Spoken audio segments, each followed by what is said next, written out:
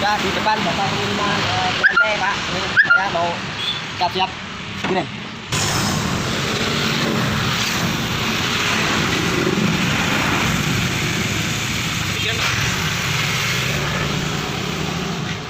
Jogja.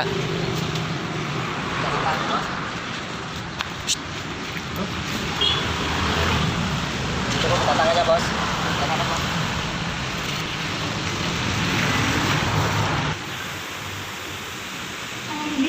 Ini ke Jogja nih.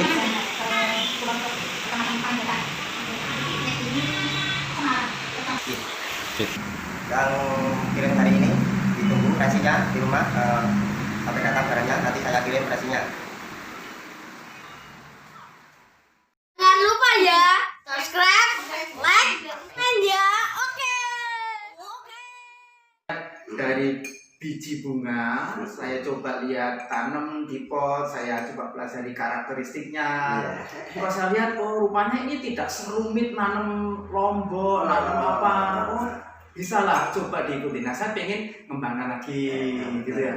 Ada teman-teman yang tanya-tanya juga, info-info ke saya. Saya punya grup itu teman-teman yang tuh dari mulai Jakarta sampai mana? Sampai Banyuwangi, NTT itu ada yang tanya-tanya itu nanti ke depan itu saya tuh pengen share lah artinya. Mereka belum tahu orang itu bagaimana.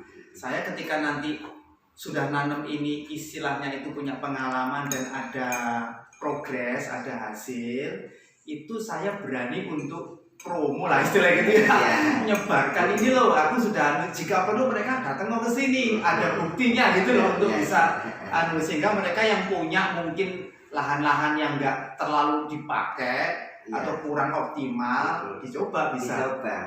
Bisa ini gitu. Kan gini Pak, sekarang itu banyak yang petani-petani itu menanam jagung itu banyak penyakit, banyak yang harganya sekarang menurun. Itu dibandingkan dengan tanam porang itu enggak jauh ya. Jauh. Memang orang itu kalau saat baru nanam itu loh modalnya itu yang ditakutkan semacam kayak invest jangka menengah sedikit lah gitu ya. Jaraknya setahun 2 tahun itu. Ada porang itu cukup gampang di iklim di aslinya itu di hutan itu tumbuh liar. Nah, apalagi kalau dirawat intensif. Apalagi kalau dirawat ya gitu. Iya. Ini kalau untuk pasarnya memang kita nggak khawatir ya. Jangan khawatir. Pasar untuk porang itu sekarang itu sudah jadi bahan pokok. Pasar kan terbuka. Harga bersaing. Siapapun mereka punya channel ke pabrik, channel ekspor apa dia bisa keluarkan harga yang bisa bersaing. Nah, harga yang bersaing inilah yang bisa menolong para petani. Sehingga petani itu kan bisa lihat mana harga yang baik. Gitu. Ya gini ya, saya ini suatu contoh saja ini. Sebenarnya kayak umbi saat ini kan masih kadar airnya masih banyak. Nah itu persoalannya.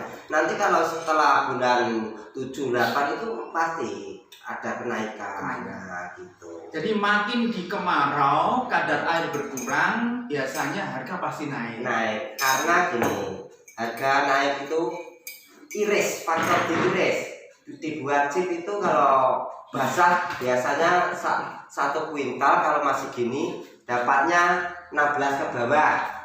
Nah, kalau sudah musim kemarau itu bisa 16 ke atas. Nah, itu. Jadi bukan faktor karena barang berkurang, bukan ya? Enggak. Karena faktor produksi chip yang kering itu dari misalkan 1 kuintal bisa dapat lebih banyak. Kalau semua pasar, semua komoditi pertanian itu kan seringkali dipengaruhi karena barang di pasar. Kalau barangnya berlimpah, harga turun.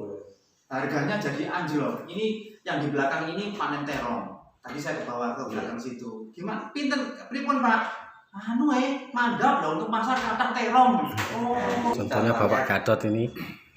Ini saya terutama buat dulur-dulurku, saya pengiriman porang ke rumahnya Bapak Gatot di daerah Kediri. Nah, ini saya langsung kirim ke rumah beliau karena saya kalau kirimannya itu terlalu banyak, tonase besar, saya langsung kirim ke rumahnya biar enggak kelamaan di pengiriman. Sebenarnya kelamaan di pengiriman itu enggak masalah, karena baru saja saya itu di video call sama Nelson, Komandan Nelson. Serda Nelson yang ada di NTT, yang perkiraan pengiriman sudah 20 hari dan alhamdulillah keadaan bibit pada NTT itu sangat bagus, Pak. Padahal di perjalanan 20 hari. 20 hari ya. Ini contohnya kalau bibit yang berkualitas. Dan sementara ini saya Kanto itu disuruh merawat yang sudah dibeli itu 6 kuintal di rumah. Itu kalau benar-benar bibit nggak berkualitas, saya pasti nggak berani. Nah, itu kalau diambil nanti bulan 8 nanti kalau bibitnya nggak baik pasti akan membusuk. Nah, ini contohnya nanti kalau sudah bulan 8 nanti saya beri informasi buat dulurku semuanya. Nah, jangan khawatir kalau misalnya ingin pesan bibit atau apa, itu bisa langsung WA atau komen di pihak channel. Nah, contohnya itu saya pesan buat Bapak Gatot, misalnya mau tanam, mau mungkin ada masalah, mungkin bisa konfirmasi dan mungkin supaya apa, Bapak mungkin bisa buatin video cuplikannya sedikit langsung ke Kanto, nanti Kanto mungkin bisa membantu permasalahannya. Jadi kan saya ini kan masih dalam tahap belajar, nanti tahap-tahapannya itu juga saya cuplik video dikit-dikit untuk saya kasih semacam laporan. Ini sekarang situasinya sih kayak gini, nanti berapa hari kayak gini gitu, supaya paling enggak kalau ada hal yang perlu saya menerima masukan, saya akan kan enak nanti saya bisa belajar lagi. Gitu. Ini mungkin pesan untuk buat saudara-saudara yang masih ingin tanam orang, mungkin ada pesan sedikit kan saya? Ya, saya ini kan memulai. Saya berharap teman-teman dimanapun yang mungkin punya lahan-lahan yang tidak dipakai, kurang produktif, monggo. Ini potensinya sangat besar dan bisa menjadi pemberdayaan di masyarakat, meningkatkan ekonomi kita sehingga kita makin hari makin maju. Tetap semangat karena memang semua usaha ada resikonya. Tapi sejauh saya ikuti ini kok cukup ya relatif aman lah untuk kita investasi di masa yang akan datang. Itu teman-teman. Ini cukup sekian dulu perbincangan dengan Bapak Gatot, dan mungkin bisa bermanfaat bagi dulur-dulurku semuanya, dan mungkin bisa budidaya porang juga. Semoga dengan budidaya porang kita bisa sukses bersama.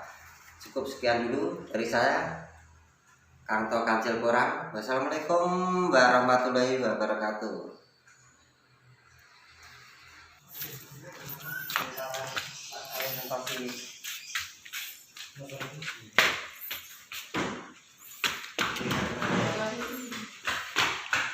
Ini guys,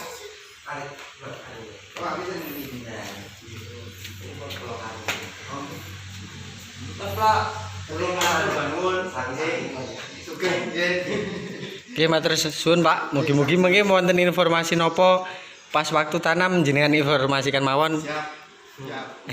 Nggih, matur suwun.